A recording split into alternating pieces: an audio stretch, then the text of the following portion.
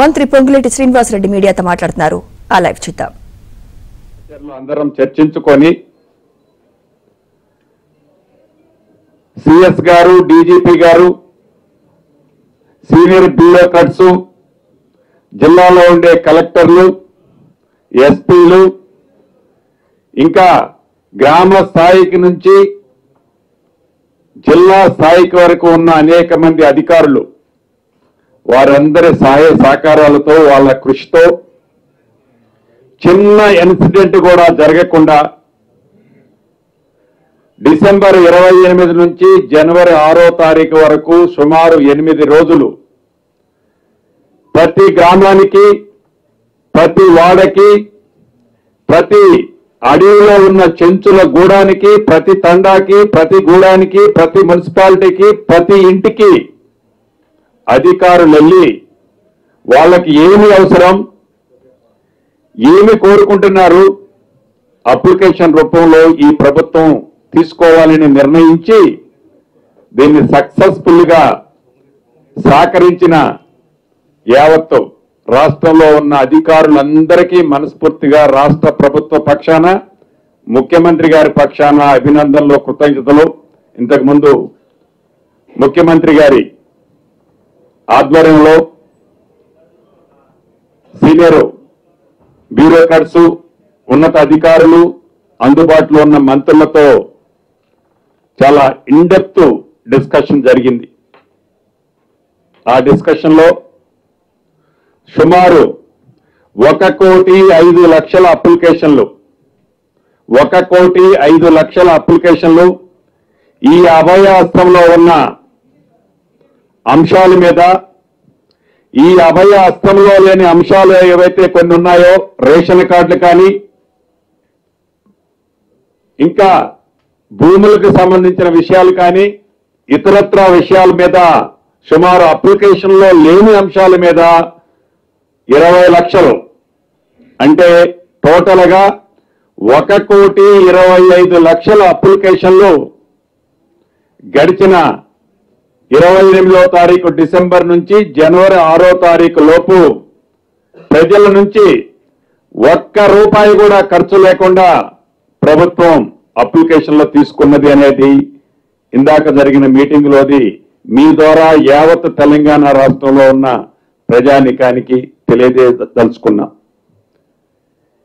ఈ ప్రభుత్వం, ఈ ఇందిరమ్మ రాజ్యంలో ప్రజలు ఏదైతే కోరుకున్నారో, ప్రజలు ఏదైతే మాకు రావాలని ఆశిస్తున్నారో, ప్రజల దగ్గరికే పాలన ఇస్తామని ఎన్నికలకు ముందు ఆనాడు కాంగ్రెస్ పార్టీ ఇందిరమ్మ రాజ్యం ఏర్పడితే మీ వద్దకే పరిపాలన వస్తుందని చెప్పామో, చెప్పే దాంట్లో భాగంగా దేశంలోనే ఏ రాష్ట్ర ప్రభుత్వం కూడా ఈ తక్కువ టైంలో ఇంత పెద్ద ఎత్తున 1,25,00,000 అప్లికేషన్లు అర్జీలని ఈ రాష్ట్ర ప్రభుత్వం అధికారుల సహాయ సహకారాలతో, స్థానికంగా ఉండే అనేక మంది ప్రజాప్రతినిధులు, అనేక మంది స్వచ్ఛంద సంస్థల సహకారంతో ఈ అప్లికేషన్లు సేకరించే ఘట్టం సక్సెస్ఫుల్ గా చిన్న ఎపిసోడ్ లేకుండా జరిగినందుకు మరొక్కసారి కూడా కృతజ్ఞతలు తెలియజేసుకుంటున్నాం. ఈ అప్లికేషన్ని ఏదో అప్లికేషన్లో తీసుకున్నాం, మా పని అయిపోయింది, అప్లికేషన్లు వచ్చాయి కాబట్టి మేము తీసుకున్నాం కాబట్టి అభయహస్తంలోని 6 గ్యారంటీలు పూర్తయ్యాయని చెప్పే ఉద్దేశం ఈ ప్రభుత్వానికి ఇందిరమ్మ రాజ్యంలో మేమెవరూ కూడా అనుకోవటంలే. మాకు చిత్తశుద్ధి ఉంది. నిజాయితీగా ప్రజలకు చెప్పిన ప్రతి మాటని ప్రజలకు ఇవ్వాలి అనే చిత్తశుద్ధితో ఈ ప్రభుత్వం ఈనాడు పనిచేస్తుంది. గతంలో ఉన్న ప్రభుత్వంలో ఉన్న ప్రతినిధులు, ప్రతిపక్షంలో ఉన్న నాయకులు అనేక అవాక్కులు చవాక్కులు పేలుతున్నారు. 40 రోజులే టైం ఉంది వీళ్ళకి. ఈ 40 రోజుల్లో ఈ 6 గ్యారెంటీలు ఎలా చేస్తారు, ఎట్లా చేస్తారు అని కొంతమంది ప్రతినిధులు, ప్రతిపక్షంలో ఉన్న ప్రతినిధులు మాట్లాడుతున్నది మా మీడియా మిత్రులు కూడా ప్రచురించడం కొద్దిగా మాకు బాధ అనిపించింది. మేము ఏ రోజు 40 రోజుల్లో చేస్తారని అనలే. అన్ని మీటింగుల్లో ఈనాడున్న ముఖ్యమంత్రి గారు కానీ, ఈనాడున్న డిప్యూటీ చీఫ్ మినిస్టర్ గారు కానీ మా నాయకులు రాహుల్ గాంధీ గారు, ఖర్గే గారు, ప్రియాంక గాంధీ గారు, సోనియా గాంధీ గారు కూడా ఏ వేదికల్లో కూడా 40 రోజులు 50 రోజుల్లో చేస్తానల్లా 100 రోజుల్లో ఈ 6 గ్యారెంటీల్ని ప్రతి ఇంటికి అర్హులైన ప్రతి ఇంటికి చేర్చే బాధ్యత చేస్తామని చెప్పాం.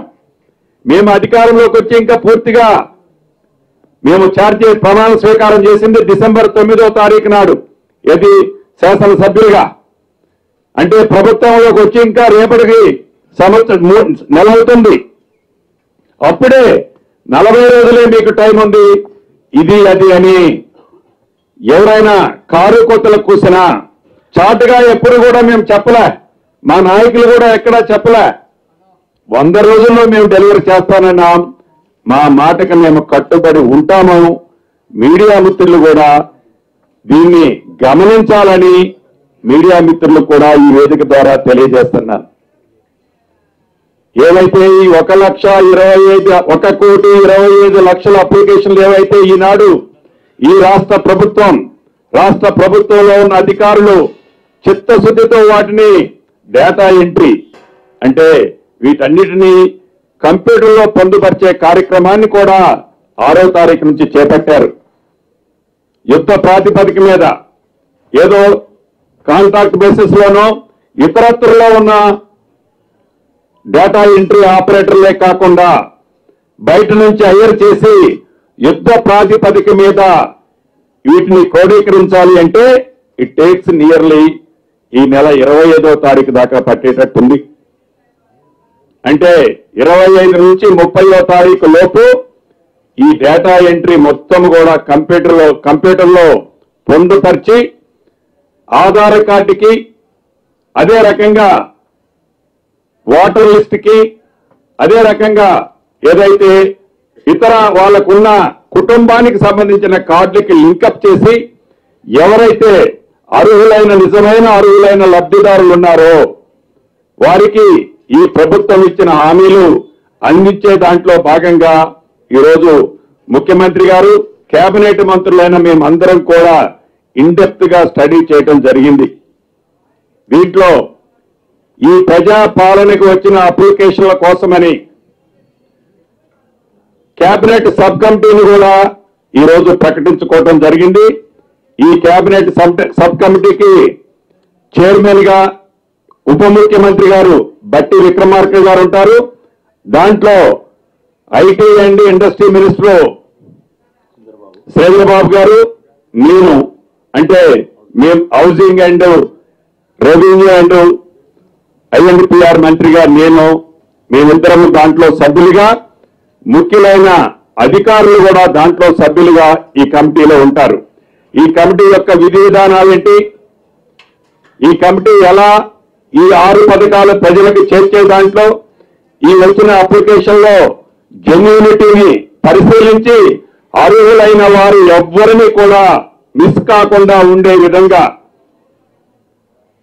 డేటాని పూర్తిగా సేకరించిన దాన్ని కంప్యూటర్లో భద్రపరిచి దానిని అర్హులైన వారికి పథకాలని ఇచ్చే ప్రణాళిక ఈ కమిటీ తీసుకొని ఈ కమిటీలో చర్చించిన తర్వాత కేబినెట్ లో దాన్ని ఎమ్మటే ఇంప్లిమెంటేషన్ చేసే కార్యక్రమాన్ని కూడా చేపట్టబోతున్నాం.